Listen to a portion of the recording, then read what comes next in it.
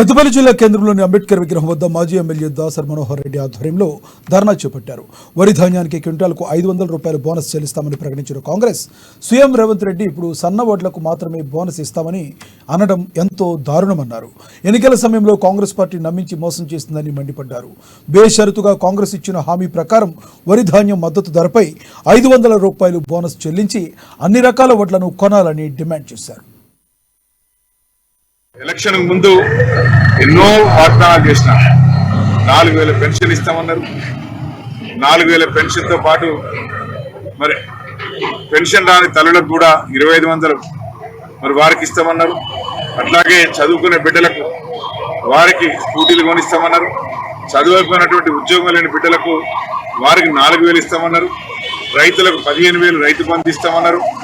మరి అట్లాగే ఎన్నో రకాల వాగ్దానాలు 420 రకాల వాగ్దానాలు చేసినారు. ఇవాళ ఏ ఒక్కటి కూడా వాగ్దానం నెరవేర్చిన దాఖలాలు లేవు.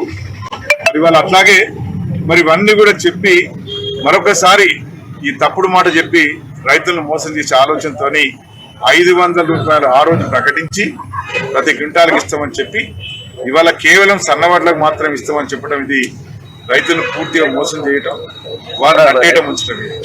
అంటే ఇటువంటి తప్పుడు మాటలతోని, తప్పుడు అభిప్రాయాలతోని, తప్పుడు ఆలోచన